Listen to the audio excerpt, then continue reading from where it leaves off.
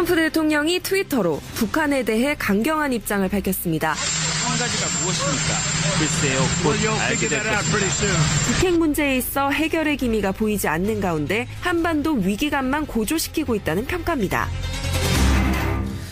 예, 지난 일주일 긴 연휴 기간 동안에도 북한과 관련된 이슈는 정말 하루도 빠지지 않고 나왔습니다.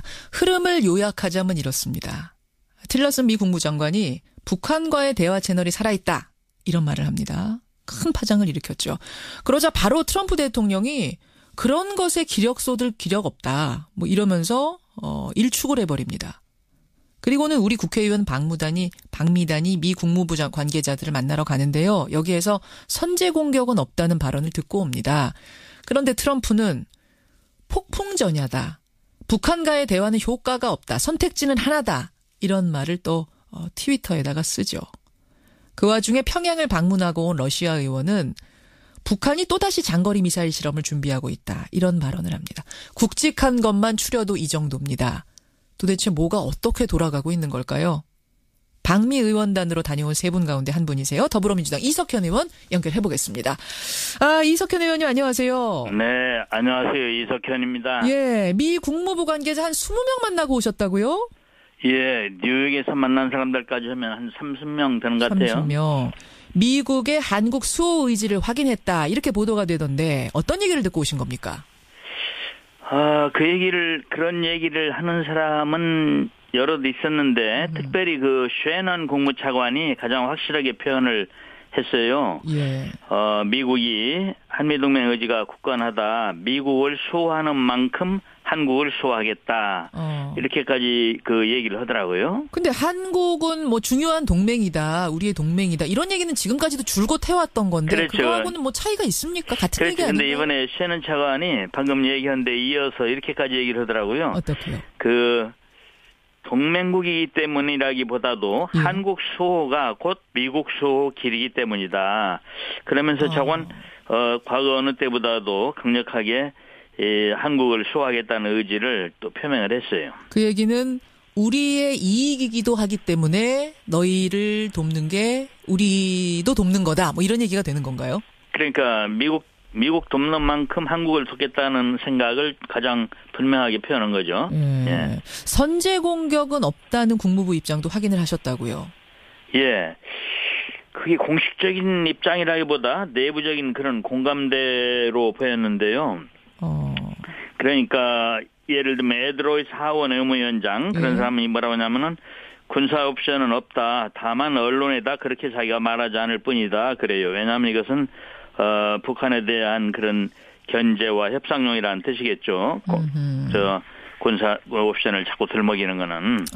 그리고 저기 또 셰넌 차관도 그런 얘기 했어요. 미국이 전쟁할 의도가 없다. 말폭탄 와중에도 북한 문제 해결이 우선이다 이랬거든요. 그런 얘기는 하원 군사위원회 소위원장 맡고 있는 조 윌슨. 조 윌슨도 전쟁 가능성은 없다. 지금 전쟁은 너무나 큰 재앙이기 때문에 그렇다. 이런 얘기들을 하는 걸로 봐서 공격을 받지 않는 한 선제 공격을 할 것 같지는 않았어요. 우리는 사실은 지금 한반도에서 전쟁하면 안 된다는 얘기를 그런 국민의 뜻을 전하러 갔던 것인데 다행히 그런 생각을 가지고 있었습니다. 근데 이제 그 국무부 관계자들은 그렇게 하나같이 말을 합니다만 정작 트럼프 대통령이 그렇습니다. 폭풍전의 고요 같은 상황일 수 있다 지금. 그리고 북한과 대화하는 건 효과가 없다. 단 하나의 선택지만 남았다. 이런 말들을 지금 연휴 기간에 쏟아냈거든요. 단 하나의 선택지밖에 없다는 얘기는 결국 이거 군사적인 생각을 하고 있는 거 아니냐? 그렇죠. 군사 옵션을 시사하는 말을 계속 하고 있어서 물어봤어요. 제가 조 윌슨 하원 군사위원회 소위원장한테 물어봤어요. 트럼프가 왜 그러냐 그랬더니 그런 얘기를 해요. 트럼프는 협상가 아니냐. 전에 그분이 이슬람에 반대한다고 알고 있었는데 이슬람 반대하는 얘기를 많이 했었죠. 대선 때도. 그런데 결국은 15개 이슬람 국가 정상들하고 교류를 하고 있지 않냐. 트럼프의 협상 방법이다, 그것도. 그렇게 얘기를 하고, 비슷한 얘기를 에드로이스도 했고, 에드로이스 같은 사람도, 틸러슨 말하고 왜, 트럼프 말이 다르냐, 물었더니, 굿 컵, 배드 컵, 그런 얘기, 맞으면 좋은 경찰, 나쁜 경찰, 그런 표현이 있더라고요. 미국 말에. 좋은 경찰, 그래서, 나쁜 경찰. 예, 다 목적은 하나다. 역할 분담이다. 틸러슨하고 서로 하나는 대화하자 그러고 하나는 좀 질러대는 소리하고 그런 개념으로 늘 설명들 하더라고요. 너무 걱정하지 말아라. 선제 공격은 그렇습니다. 없을 거다. 우리가 공격 당하지 않는 한은 없을 거다. 이 부분. 그렇습니다. 제가 볼 때는 대체로 국무부나 그 상하원이나 트럼프 대통령과는 그런 다른 생각들이고 그것이 본심인 것 같아요. 트럼프는 좀 이렇게 북한을 겨냥해서 윽박지르는 그런 역할을 하고 있는 거다. 그런 것 같습니다. 알겠습니다. 자, 그 말 믿고 싶고요. 네. 정말 그랬으면 좋겠고요. 네. 또 하나는 틸러슨 국무장관이 중국 가서 한 얘기가 또 상당한 파장을 일으켰어요. 네. 미국이 북한과의 대화 채널 2-3개를 열어두고 있다. 근데 다시 국무부가 기자회견을 열어서 그 채널이란 건 원비어 같은 억류된 미국인들 협상을 위한 거지 뭐 다른 게 아니다. 그리고 그나마도 지금은 중단됐다라면서 틸러스는 있다고 하고 국무부에서는 좀 애써 의미를 축소하려고 하고 이거 어떻게 봐야 됩니까?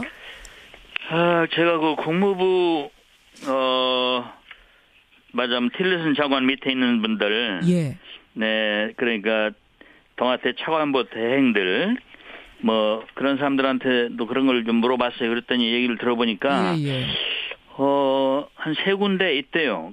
그 저기가 다른 북한 쪽과 대화 채널이 3군데 있는데 그걸 이제 알만한 분 또 다른 하원 의원한테도 같은 얘기를 들었었는데 그런데 그중에 이제 국무부 채널이 제일 낫다. 그런데 문제는 북한이 대화를 안 하려고 한대요. 그래요. 예, 그래서 그 현재로서 그렇게 대화를 제대로 못하고 있는 전에 원비어 석방을 위해서 노력을 했을 뿐만 아니라 더 얘기할 수 있는 그런 것도 되나 본데. 아까 원비어 같은 미국인들, 억류된 미국인들 협상만을 위한 채널로 한정 지을 필요는 없는 채널이라 이 말씀이시군요. 그렇습니다. 예, 그렇게 언론에다는 말했지만은 그렇게 한정 지을 필요는 없는 채널 같은데 다만 북한이 대화를 잘 안 하려고 한대요. 그래서 지금 큰 실효성이 없나 봐요, 현재. 이거 다른 대화도 할 수 있는 채널인 건 분명하군요. 그렇습니다. 다만 지금 중단된 상태. 그럼 이게 실제로 가동이 다시 될 가능성도 있긴 있는 거라고 보세요. 예, 그렇습니다. 알겠습니다. 좀 긍정적으로 자꾸 보려고 우리가 이제 노력을 하고는 있는데 정말 현실이 그렇게 긍정적인 건지는 모르겠습니다. 왜냐하면 계속해서 안 좋은 시그널들이 나오고 있는 것이 또 하나가 뭐냐면 평양 방문하고 온 러시아 의원이요. 북한이 추가 도발을 또 할 거다. 더 강력한 장거리 미사일을 쏠 거고 준비 중이고 미국까지 도달할 수 있는 계산식을 나한테 보여주더라. 그렇죠. 그런 얘기했죠. 그런 얘기했어요. 추가 도발 가능성. 그런데 북한은요, 결정적인 도발이라 하는 어떤 걸 말했냐면은 예를 들어 괌도를 공격한다거나 또 미국이나 동맹국 어떤 목표물을 정해서 공격하는 거. 그게 그 공격이다. 그렇게 말했어요. 다만 미사일이 얼만큼 나가는지 그 거리 실험하는 그런 건 결정적인 도발로 안 보는 분위기였거든요. 그래서 아마 그 미국 서해안 공격할 수 있나 거리 계산한다는 것도 제가 보기에는 ICBM이 그 미 대륙 서부 해안에 닿을 만한 거리를 자기들이 내보이겠다. 이런 뜻이겠죠. 서부 해안을 직접 공격한단 말은 아닐 겁니다. 그래요. 그 자유한국당 홍준표 대표는 전술핵 재배치 문제를 얘기하러 미국을 방문할 계획이라고 그러는데 이 전술핵 얘기도 좀 해보셨어요? 그러면 저는 처음에 가가지고 한반도에 전쟁 없애야 한다는 그런 말과 함께 그 전술핵 재배치를 해서 안 되는 이유를 제가 조목조목 설명을 했었거든요. 이석현 의원님 반대 쪽이시군요. 그러니까. 그래서 반대쪽입니다. 그래서 예를 들면 북한 핵을 폐기할 명분을 잃고 일본이나 대만 같은 데 핵무장할 수 있고 등등 이렇게 얘기를 많이 하고 있었는데 전혀 그 재배치할 그럴 뜻이 없더라고요. 미국 사람들이. 전혀 없어요? 예, 전혀 없어요. 그래서 아예 나중에는 그런 말 안고 다녔어요. 괜히 그 말 꺼낼 필요가 없길래. 그런데 30명 만나는 동안에 단 한 명도 그 얘기 꺼내는 미국인이 없었어요. 그래서 마지막에 샤넌 국무차관 만났을 적에 일부러 물어봤어요. 한반도 비핵화 한반도 전술핵 재배치에 대해서는 일부 의원님들이 그렇게 말씀하고 갔다는데 어떻게 생각하냐 했더니 한반도 비핵화 원칙은 확고하다. 다시 말하면 재배치 고려 안 한다는 거죠. 전술핵 재배치 같은 그래서 국제 재배치하자고 하는 것이 국제 정세에 안 맞는 얘기 그 우물한 개구리 같은 얘기가 들을 수 있겠더라고요. 미국 가면. 예. 홍준표 대표 가나 마나라고 보세요. 지금 그렇습니다. 분위기 예. 봤을 그런 때는. 얘기를 하려고 가는 거라면 안 가는 게 낫다고 생각합니다. 아유, 그 정도까지 알겠습니다. 그렇습니다. 또 하나는 이제 한미 FTA 문제인데 예. 이게 안보 문제하고 한미 FTA 문제를 연계해서 미국이 나올 가능성, 즉 우리가 군사 동맹 해줄 테니까 한미 예. FTA 폐기해라. 뭐 이렇게 요구할 가능성 없겠습니까? 그게 걱정되는 그럴 가능성이 시나리오인데. 대단히 높죠. 그런 얘기들도 하대요. 미국이 한국을 방어해주는 대신에 예. FTA는 포기하라고 할 가능성도 높다. 감지하셨어요? 가서? 예? 감지하고 오셨습니까? 그런 예, 분위기도? 그런 얘기를 직접 하는 분들이 있었어요. 그리고 한미 FTA의 득실에 관해서 예. 제가 저기한테 들은 얘기를 좀 해줘야 되겠네요. 그 도널드 만줄로라고 한미경제연구소장이 있어요. 예. 전에 하원 의원 할 때 동아태 소위원장을 역임한 분인데 트럼프가 지난 수십 년 동안 자유무역 반대론자래요. 원래 예. 자기 돈 내고 뉴욕타임스에다가 자유무역 반대하는 광고를 냈던 정도래요. 트럼프가. 그래서 그 트럼프 지지하는 지지자들이 FTA를 반대하기 때문에 예. 나프타나 한미 FTA 중에서 하나쯤은 폐기하려고 할 거라. 그런데 돈이 더 되는 나프타를 유지하고 한미 FTA를 폐기하자고 하려고 할 수가 있다. 더 손해보고 있다고 지금 미국이 그렇게 얘기하는. 느끼는. 그래서 그렇게 나올 가능성이 매우 높다고 보고 또 아까 의견대로 한국 방어해 주는 대신에 FTA 포기하려고 할 가능성이 높다는 얘기들이 있어요. 그래서 예. 저는 그랬어요. 미국 사람들한테 미국이 한국을 지켜주고 있지만 한국이 미국을 지켜주기도 하는 거 아니냐. 미국의 지역 방위에 우리가 그럼요. 이익을 담당하고 있으니까 그런 얘기들도 했는데 트럼프가 어느 정도냐면요. 예. 아까 도널드 만줄로 얘기인데 한미 FTA가 득이 뭐고 실이 뭔가 우리끼리 내부적으로 한번 잘 따져보자. 내부 토론을 한번 해보자고 트럼프한테 제안을 해도 트럼프가 들으려고 한 과외 토론 자체를 반대한대요. 그냥 국민들 앞에 무조건 싫은 거군요. 트럼프는 지금. 대선 때 자기가 몇 번 이렇게 해놨으니까 이게 뭔가 그렇게 하려고 할 거다. 대선 때 우리에게 큰 부담입니다. 알겠습니다. 이거 분위기 거기까지 파악을 정확히 하고 오셨으니까 여기에 대한 대책.